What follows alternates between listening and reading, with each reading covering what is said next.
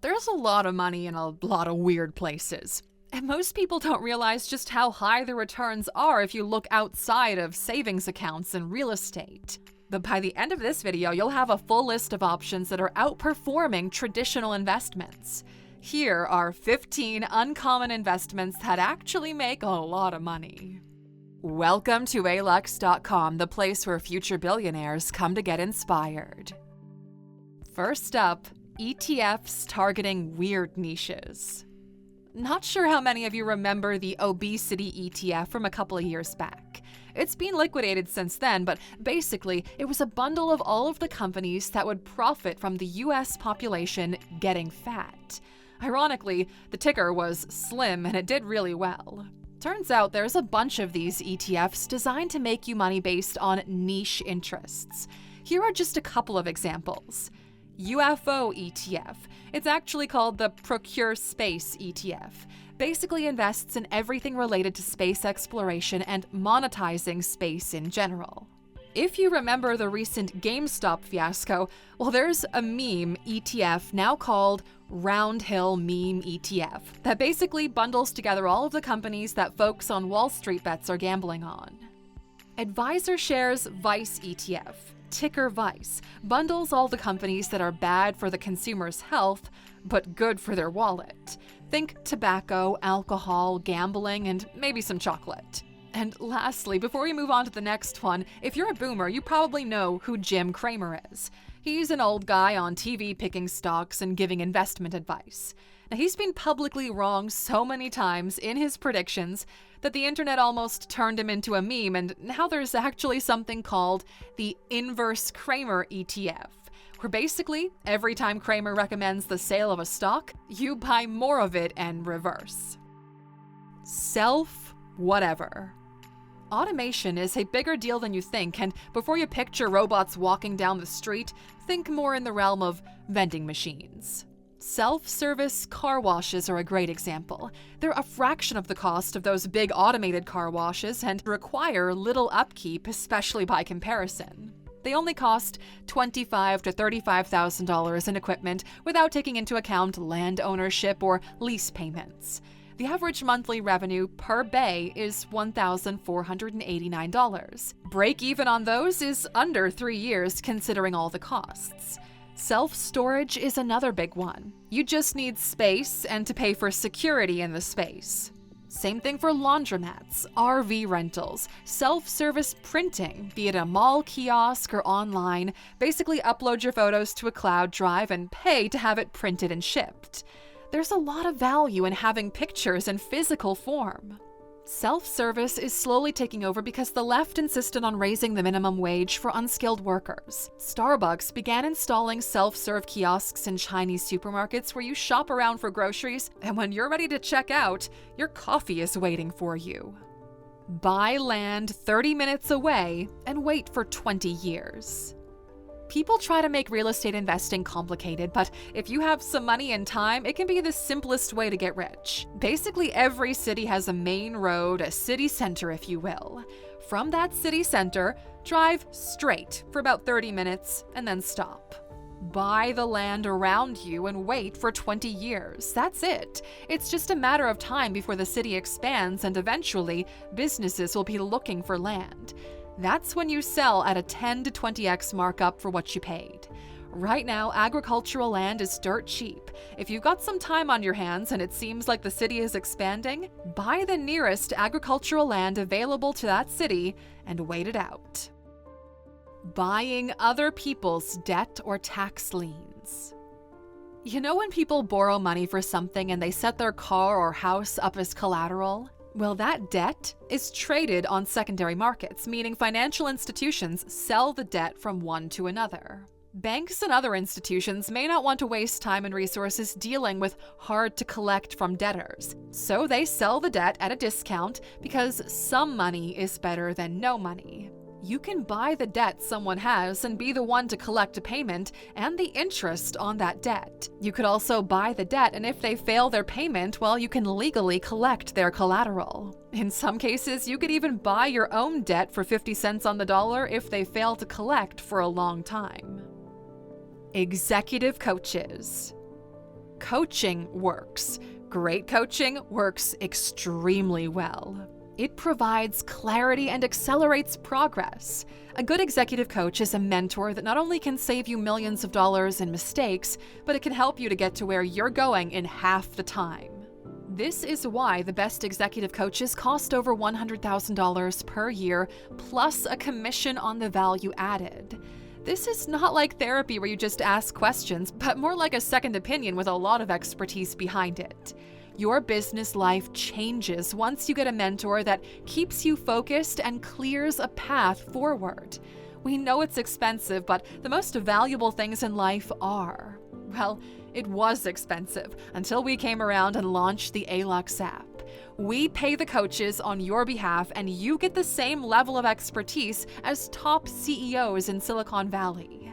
Go to Alux.com/app right now and get over $1 million worth of value for only $99. Because look, the app pays for itself before the end of the first month. Parking spots. Parking is an in-demand commodity. There's little differentiation. Tech has caught up to the point where the parking lot can be fully self-serve and it just prints cash. As long as there's a reason for people to drive up to your location, you're winning. Parking lots are out cash flowing commercial property with 1/10 of the cost. Instead of running a business, you just have space and an electric barrier that prints tickets and charges people. There's even a surge mechanism to the cost of parking during peak events.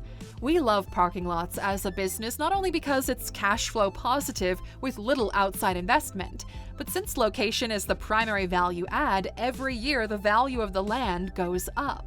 10 to 20 years of profits, and then hey, you sell big to a commercial developer. Trading natural gas and energy. Energy traders earn a ballpark of $200,000 per year on the low end and around $1 million a year if you're doing good enough of a job to qualify for bonuses. And that's salary, meaning this is how much companies pay their employees to keep trading. There are many ways to trade natural gas and energy.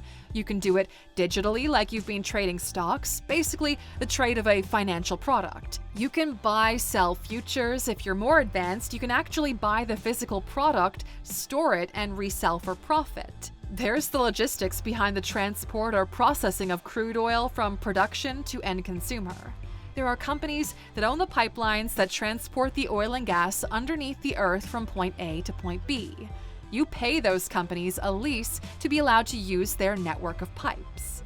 It's by far one of the most profitable industries to trade in, and most people don't even realize it. Early stage startup investing, or straight up buying digital businesses. In the US, if you're an accredited investor, meaning you have a net worth of over $1 million or take-home salary higher than $200,000 a year, you can invest in early-stage companies. Writing a $25,000 to $50,000 investment in a small company that has a lot of potential could prove to be one of the best investments of your life. That's what venture capital firms do. We find interesting companies, make 10 to 20 investments, and then use the networks you've garnered to offer those companies a chance at hitting it big. 4 out of 10 usually fail completely. 3 will break even-ish, 2 are profitable, and if you're really good, 1 of them will knock it out of the park and pays for everything else. There are plenty of platforms that allow you to become an angel investor. AngelList in the US, founded by Naval Ravikant, but also SeedBlink in Europe, founded by Radu Georgescu. If you don't like the idea of being a portfolio investor, well, you could straight up purchase a viable business. A friend of Alux and serial entrepreneur Andrew Gazdecki is the founder of Acquire.com, a platform where people list their businesses for sale, from $10,000 all the way to tens of millions. Music catalogs. Now, you might not realize this, but music is an incredible asset class. A great song will earn royalties for years and years. But since you're not an artist, how can you own music? Well, most people think artists are the owners of their own songs, but that's not true. It's the label that owns the masters most of the time, basically the rights to a song, and the artist, if they're lucky or had smart lawyers, only gets a fraction of the money coming in. This is why music labels are almost always richer than artists, and why usually there's no way for you, an outsider or small investor, to get your hands on anything of value. But that's changing with technology. A bunch of these platforms popped up allowing artists to upload their masters for their songs and sell fractional ownership of the song. So when it gets played on the radio, on YouTube, in a mall, the song earns the owner of the masters money. That money is then distributed to investors. Songvest, Royal.io, Sonomo, Master Exchange, Global Rockstar, these are just a couple. The industry isn't yet dominated by one platform, but it's just a matter of time until one or two of them separate themselves from the crowd. Being a fractional owner in the success of an artist, a football club, a creator, or a streamer are just some of the things that we expect to become more frequent in the years to come. And on a similar note, art. The paintings you don't understand on the walls of really rich people are actually a phenomenal asset class. You may not realize it, but good art is outperforming most traditional investments while serving as a diversification mechanism for the rich. Why? Well, because it's uncorrelated. If there's an energy crisis, art keeps going up. For years, art has been recession-proof and a way to store value through time. And let's be honest, you're going to have a lot of money if you ever want to retire. Bloomberg reports now believe that you're going to need $5 million to retire at all.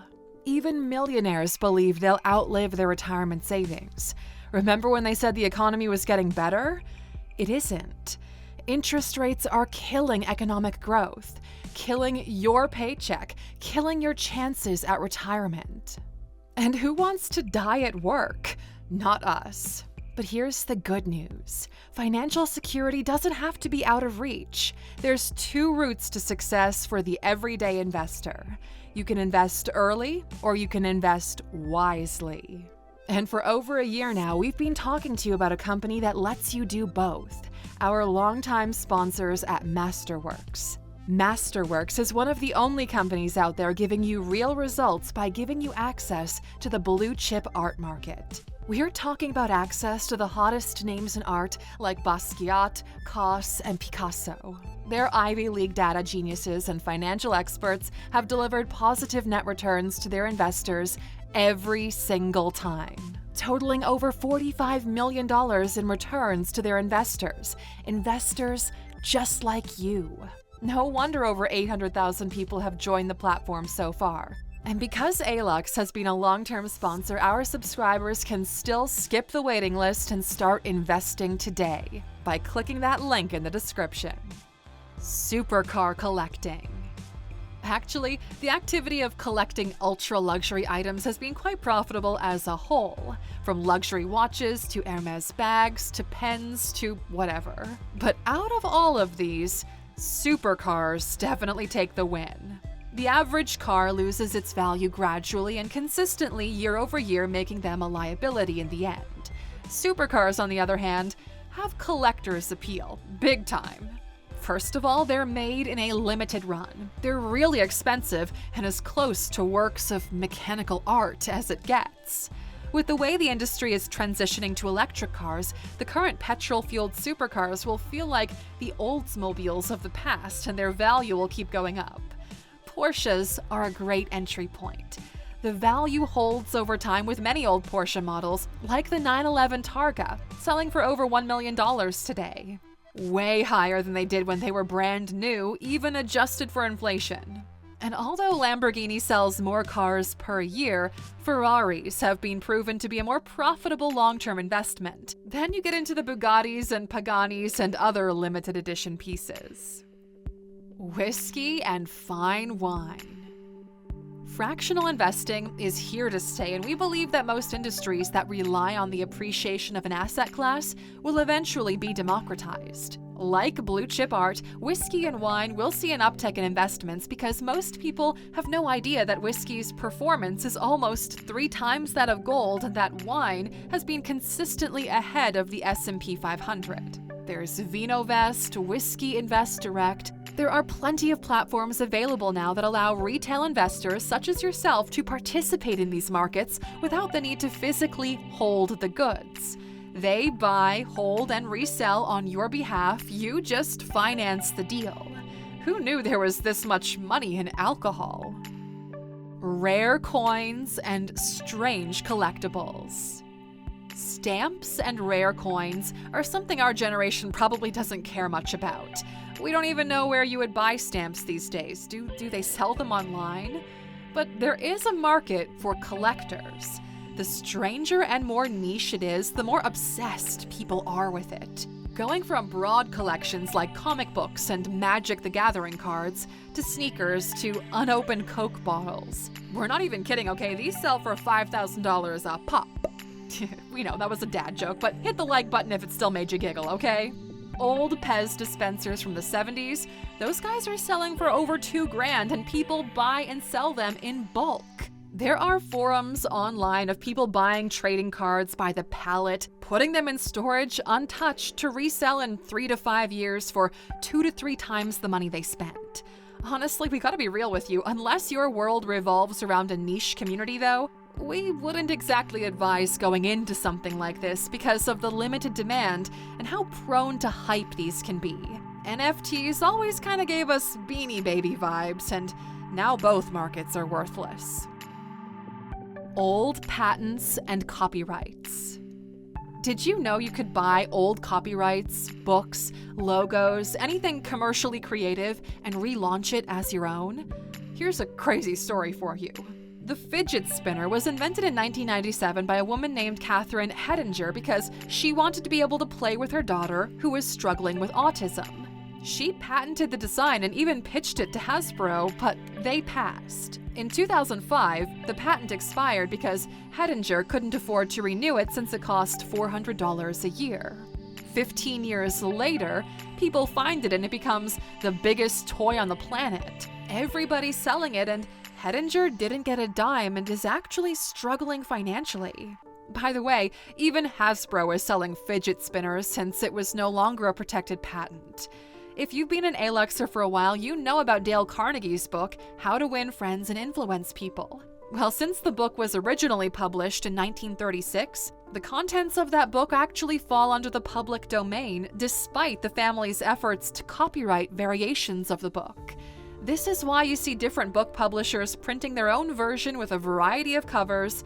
They're just using public domain IP to cash in. And there are a bunch of these stories around. If you hit subscribe and are interested, maybe we'll do an entire video on crazy copyright stories. But let's get back to our uncommon investments that have incredible returns. That's what we're talking about here today.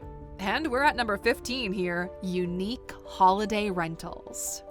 Now, what if I told you there's a potato Airbnb in Idaho that rents for $1,000 for 3 nights, earning its owner around $100,000 per year?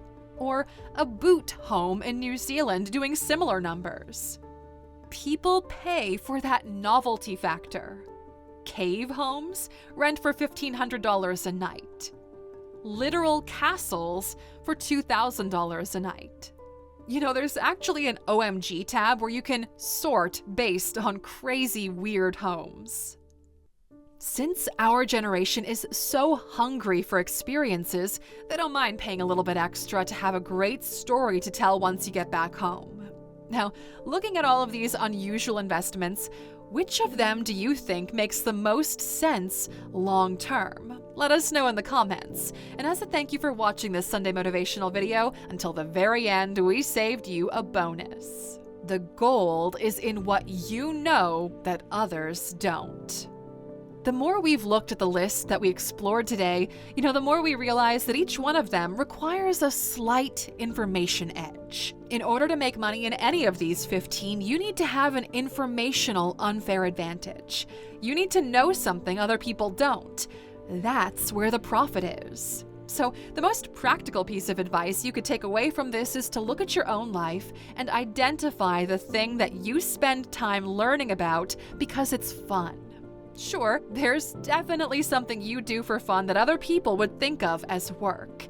That is your gold mine. Once you identify it, figure out where the financial arbitrage is and go after the money. Nobody gets into any of these businesses because they have a calling to. They all do it because the money is there in the beginning and you get good at it over time, make some small changes, and then turn it into your calling. Not the other way around.